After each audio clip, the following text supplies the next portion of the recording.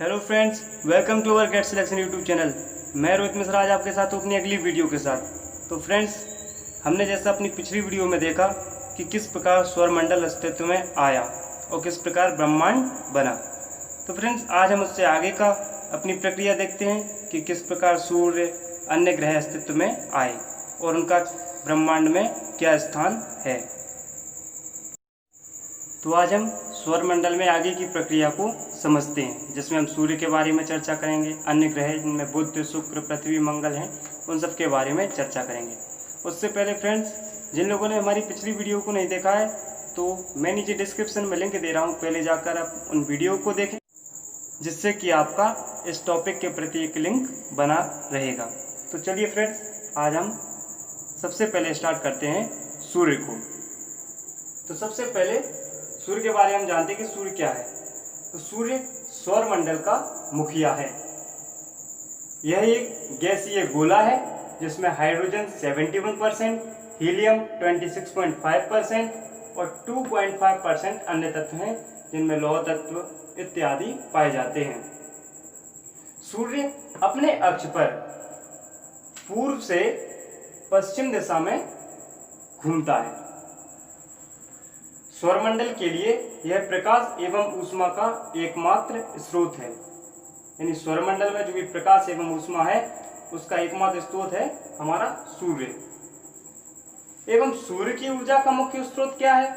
सूर्य की ऊर्जा का मुख्य स्रोत है नाभिकीय संलयन की प्रक्रिया या क्रिया। नाभिकीय संलयन की प्रक्रिया क्या होती है? इसमें हाइड्रोजन हीलियम में कन्वर्ट होता है, इसे हम कहते हैं नाभिकीय संलयन की प्रक्रिया।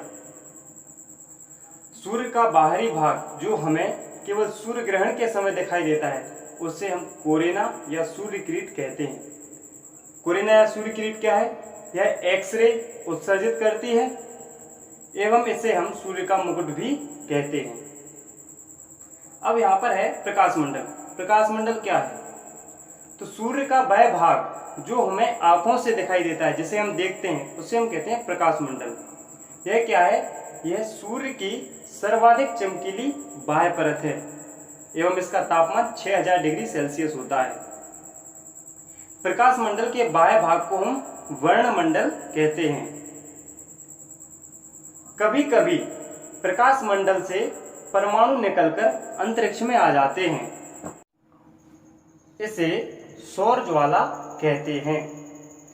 जब ये प्रकाश पृथ्वी के वायुमंडल में प्रवेश करता है, जो प्रकाश मंडल के परमाणु हैं, जब कभी ये पृथ्वी के वायुमंडल में प्रवेश करते हैं तो हम इन्हें ध्रुवों से देख सकते हैं। एवं उत्तरी ध्रुव पर इसे सुमेरु ज्योति या ऑरोरा बोरियालिस कहते हैं एवं दक्षिणी ध्रुव पर इसे कुमेरु ज्योति या ऑरोरा ऑस्ट्रेलिस कहते हैं। जहां से ये सौर ज्वाला निकलती है वहां काले काले धब्बे दिखाई देते हैं, जिन्हें सौर कलंक कहते हैं। इसका तापमान आसपास के तापमान से 1500 डिग्री सेल्सियस कम होता है। किसका तापमान? सौर कलंक का तापमान।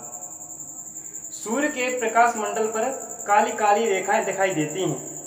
कभी कभी हम जब सूर्य को देखते हैं तो उन पर काली काली रेखाएं दिखाई देती हैं, जिन्हें फ्रानहोफर रेखाएं कहते हैं। फ्रानहोफर रेखाएं क्यों कहते हैं? क्योंकि इनको सर्वप्रथम फ्रानहोफर ने देखा था, इसलिए इन्हें फ्रानहोफर रेखाएं कहते हैं। अब फ्रेंड्स, सूर्य से संबंधित कुछ फैक्ट्स हैं जिन्हें हम देख लेते हैं। जैसे सूर्य के जो केंद्र का तापमान है वह है 15 मिलियन डिग्री सेल्सियस, या इसी को हम 1.5 × 10⁷ डिग्री सेल्सियस के रूप में देखते हैं। सूर्य की जो ऊर्जा उत्सर्जन की दर है वह है 10⁻26 जूल प्रति सेकंड। यह इसकी ऊर्जा उत्सर्जन की दर है। सूर्य का जो द्रव्यमान है वह है 2 × 10⁻27 टन। सूर्य है यह अपने केंद्र की परिक्रमा है 250 मिलियन वर्ष में करता है, जिसे एक कॉस्मिक वर्ष कहते हैं। सूर्य से पृथ्वी तक प्रकाश पहुंचने में 8 मिनट 18 सेकंड का समय लगता है। इससे संबंधित कुछ 1-2 फैक्ट्स और हैं जो आपको आपकी स्क्रीन पर दिख रहे होंगे, उन्हें भी आप अपने नोटबुक पर नोट कर लीजिए। तो चलिए फ्रेंड्स, ये तो था सूर्य के बारे में। अब हम देखते हैं ग्रह या प्लेनेट क्या होते हैं, इनका निर्माण कैसे होता है। तो सबसे पहले हम ग्रह की एक परिभाषा देखते हैं। वे खगोलीय पिंड जो सूर्य के चारों ओर गुरुत्वाकर्षण के प्रभाव से एक निश्चित कक्षा में परिक्रमा करते हैं एवं जिनकी कक्षा किसी अन्य ग्रह की कक्षा को नहीं काटती, उन्हें ग्रह कहते हैं। ग्रह हैं, ये स्वयं के प्रकाश से प्रकाशित नहीं होते हैं, ये सूर्य के प्रकाश से प्रकाशित होते हैं। चलिए फ्रेंड्स, तो अब हम बात करते हैं ग्रहों का निर्माण कैसे हुआ। ग्रहों के निर्माण की निम्न अवस्थाएं हैं। तारे निहारिका के अंदर गैस के गुंथित झुंड हैं। मान लो यह निहारिका है, तो इसके अंदर जो तारे हैं वह गैस के गुंथित झुंड हैं। इन गुंथित झुंडों में गुरुत्वाकर्षण बल से गैसीय बादल में क्रोड का निर्माण हुआ। इस गैसीय बादल में क्रोड का निर्माण हुआ किस कारण? गुरुत्वाकर्षण बल के कारण। और इस गैसीय क्रोड की चारों तरफ गैस व धूल कणों की घूमती हुई तस्तरी विकसित हुई। इस गैसीय क्रोड के चारों तरफ गैस व धूल कणों की घूमती हुई तस्तरी विकसित हुई। सेकंड अवस्था बताती है इसकी कि गैसीय बादल का संघनन प्रारंभ हुआ। अब इस गैसीय बादल का संघनन प्रारंभ हुआ और क्रोड को ढकने वाला जो पदार्थ है वह छोटे गोलों के रूप में विकसित हुआ। यह छोटे गोले अणुओं में पारस्परिक आकर्षण की प्रक्रिया द्वारा ग्रहाणुओं में विकसित हुए। उसके पश्चात क्या हुआ? संगठन की प्रक्रिया अर्थात टकराव की प्रक्रिया प्रारंभ हुई इनमें। इससे क्या हुआ? बड़े पिंड बनने शुरू हुए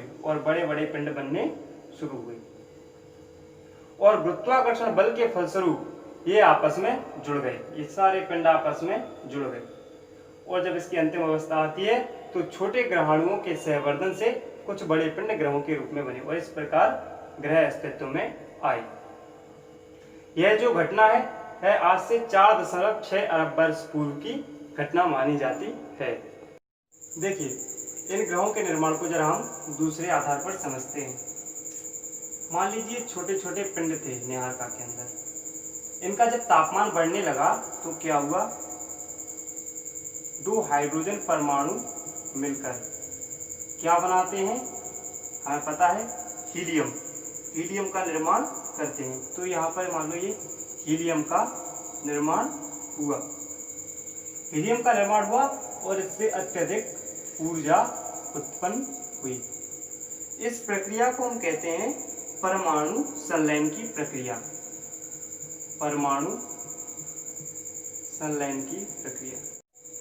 इस परमाणु संलयन की प्रक्रिया से अत्यधिक ऊर्जा उत्पन्न हुई और विस्फोट हुआ, जिससे जो बीच का पिंड तो बना तारा और जो इसके अन्य पदार्थ थे वह इसके चारों तरफ घूम के ग्रहों के रूप में विकसित हुए। ये पूरी थी ग्रहों के निर्माण की एक प्रक्रिया। चलिए अब हम देखते हैं। कभी कभी क्वेश्चन पूछा जाता है किन ग्रहों को आंतरिक ग्रह कहते हैं या निम्न में से किस ग्रह को आंतरिक ग्रह कहा जाता है। तो देखिए, बुध, शुक्र, पृथ्वी, मंगल, इन्हें कहते हैं हम आंतरिक ग्रह। क्यों कहते हैं? क्योंकि ये सूर्य एवं क्षुद्र ग्रह की पट्टी के बीच में स्थित हैं, इसलिए इनको हम कहते हैं आंतरिक ग्रह। और सूर्य एवं क्षुद्र ग्रह की पट्टी के जो बाहर है उन्हें बाह्य ग्रह कहते हैं, जैसे कि बृहस्पति, शनि, अरुण, वरुण, ये हैं बाह्य ग्रह। आंतरिक ग्रहों को हम पार्थिव ग्रह भी कहते हैं। क्यों कहते हैं? क्योंकि ये पृथ्वी की तरह ही चट्टानों और धातुओं के बने होते हैं, इसलिए हम इन्हें पार्थिव ग्रह कहते हैं। और जो बाह्य ग्रह हैं उनको हम जोवियन ग्रह कहते हैं। क्यों? क्योंकि जोवियन का अर्थ होता है बृहस्पति की तरह। चलिए, तो हम जानते हैं कि पार्थिव ग्रह और जोवियन ग्रहों में क्या अंतर है। तो पहला अंतर, पार्थिव ग्रह जनक तारे के समीप बने, जहां अत्यधिक तापमान के कारण गैसें संघनित ना हो पाई, एवं जो जोवियन ग्रह थे उनकी रचना अधिक दूरी पर हुई और गैसें यहाँ पर संघनित हो गई। ये इनका पहला अंतर हुआ। दूसरा कि जो सौर वायु थी वह सूर्य के नजदीक ज्यादा शक्तिशाली थी, जिस कारण यह पार्थिव ग्रह से अधिक मात्रा में गैसों और धूलकणों को उड़ा ले गई। लेकिन जोवियन ग्रह अत्यधिक दूरी के कारण यहाँ यह इतनी शक्तिशाली नहीं थी और गैसों को नहीं हटा पाई, इसलिए यहाँ पर गैसों की अधिकता पाई जाती है। तो फ्रेंड्स, अभी हमने यह अंतर जान लिया कि पार्थिव ग्रह और जोवियन ग्रह क्या होते हैं। अब हम एक एक करके सारे ग्रहों के बारे में जो महत्वपूर्ण पॉइंट हैं उनको जानेंगे। तो सबसे पहले हम बात करते हैं बुध ग्रह के बारे में, मर्क्यूरी। इसे हम वाणिज्य एवं निपुणता का ग्रह भी कहते हैं। इसका जो तापमान है वह अधिकतम है 427 डिग्री सेल्सियस और न्यूनतम है -173 डिग्री सेल्सियस। इस ग्रह पर जो दिन है वह अत्यधिक गर्म और रातें अत्यधिक बर्फीली होती हैं। यह सौरमंडल का सबसे छोटा व हल्का ग्रह है। सूर्य से सबसे नजदीकी ग्रह है। यह सूर्य की परिक्रमा है वह सबसे कम दिनों में करता है, 88 दिनों में। इसका कोई भी उपग्रह नहीं है। इसका एक दिन पृथ्वी के 90 दिनों के बराबर होता है। और नासा ने 2004 में एक मैसेंजर नामक मानव रहित अंतरिक्ष यान भेजा था इस पर, लेकिन 30 अप्रैल 2015 को यह बुध की सतह से टकराकर नष्ट हो गया। तो फ्रेंड्स, दूसरा ग्रह है शुक्र अर्थात वीनस के बारे में हम बात करते हैं। इसे सुंदरता की देवी कहा जाता है। सूर्य से दूरी के क्रम में यह दूसरा ग्रह है। यह सूर्य की परिक्रमा 225 दिनों में करता है। तो इसे सांझ का तारा और भोर का तारा भी कहते हैं। क्यों कहते हैं? क्योंकि ये पृथ्वी से शाम के समय पश्चिम में और सुबह के समय पूर्व में दिखाई देता है, इसलिए इसको सांझ का तारा या भोर का तारा कहते हैं। यह ग्रह है, यह पूर्व से पश्चिम दिशा में परिक्रमा करता है।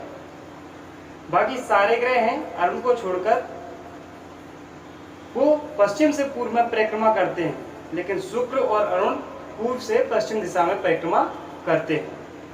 इसे पृथ्वी की भगिनी भी कहा जाता है, क्योंकि यहाँ पर जो घनत्व है, चट्टानें हैं, वो पृथ्वी के समान पाई जाती हैं। यहाँ प्रेशर कुकर जैसी दशा पाई जाती है, स्थिति पाई जाती है। क्यों? क्योंकि यहाँ का जो वायुमंडल है उसमें कार्बन डाइऑक्साइड की अधिकता 90.95% पाई जाती है। अंतिम बात जो हमें इसमें देखना है वह यह है कि इसका कोई भी उपग्रह नहीं है। तो फ्रेंड्स, अब हम बात करते हैं मंगल ग्रह के बारे में। वैसे में बात करनी थी पृथ्वी के बारे में, लेकिन पृथ्वी के बारे में हम बाद में डिटेल से चर्चा करेंगे। अभी हम प्रमुख ग्रह हैं उनको जान लेते हैं। तो अब हम बात करते हैं मंगल ग्रह के बारे में। यह लाल ग्रह है या इस युद्ध का देवता भी कहते हैं। सूर्य से दूरी के क्रम में यह चौथा ग्रह है। यह सूर्य की परिक्रमा 687 दिनों में करता है।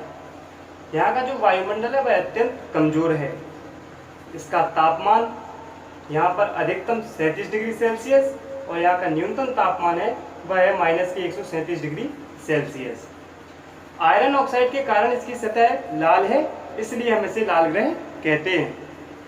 इसके दो उपग्रह हैं, फोबोस और डीमोस। सौरमंडल का सबसे बड़ा ज्वालामुखी ओलिपस मेसी एवं सौरमंडल का सबसे ऊंचा पर्वत निक्स ओलंपिया इसी ग्रह पर है। यह जो सबसे ऊंचा पर्वत है निक्स ओलंपिया, यह माउंट एवरेस्ट से 3 गुना अधिक ऊंचा है। यहाँ पर जल अपवाह एवं बाढ़ के प्रमाण मिले हैं। जीवन की संभावनाएं खोजने के लिए नासा ने नवंबर 2011 में मार्स क्यूरियोसिटी एक रोवर को प्रक्षेपित किया था और इसने मंगल पर जल प्रवाह की घोषणा कर रखी है।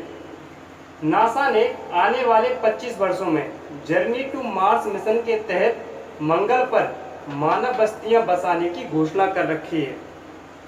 मंगल ग्रह के वैज्ञानिक अध्ययन करने के लिए इसरो द्वारा मंगलयान का सफल प्रक्षेपण 5 नवंबर 2013 को किया और यह सतीश धवन अंतरिक्ष केंद्र से PSLV C-25 के माध्यम से भेजा गया और यह 24 सितंबर 2014 को मंगल की कक्षा में पहुंच गया। इस सफलता से भारत मार्सियन एलीट क्लब में शामिल हो गए। फ्रेंड्स, अब हम बात करते हैं बृहस्पति जुपिटर के बारे में। इसे देवताओं का ग्रह कहते हैं। यह सौरमंडल का सबसे बड़ा ग्रह है। यह सूर्य की परिक्रमा 11.9 वर्ष में करता है।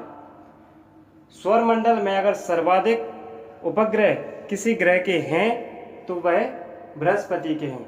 67 उपग्रह हैं इसके। एवं इसके 4 प्रमुख एवं बड़े उपग्रह जिनका नाम क्रमशः आओ, यूरोपा, गैनीमेड तथा कैलिस्टो है। इनकी खोज गैलीलियो ने की थी 1610 ईस्वी में।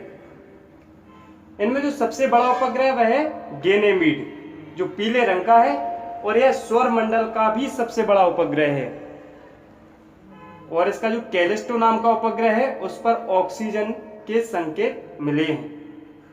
और बृहस्पति की सबसे बड़ी खास बात यह है कि इसमें स्वयं की रेडियो ऊर्जा पाई जाती है। अगला ग्रह है शनि। इसे कृषि का देवता कहते हैं। आकार में बृहस्पति के बाद दूसरा सबसे बड़ा ग्रह शनि है। यह सूर्य की परिक्रमा 29.5 वर्ष में करता है। इसकी विशेषता क्या है? इसकी मध्य रेखा के चारों ओर पूर्ण विकसित वलयों का पाया जाना, जिनकी संख्या 7 है। इसे गैसों का गोला भी कहते हैं। आकाश में यह पीले रंग का दिखाई देता है।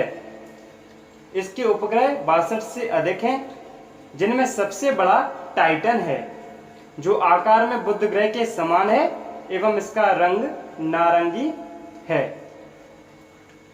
तो फ्रेंड्स, आज की क्लास में हमने शनि ग्रह तक देख लिया है। अब हमारे 2 ग्रह शेष रह जाते हैं, अरुण, वरुण।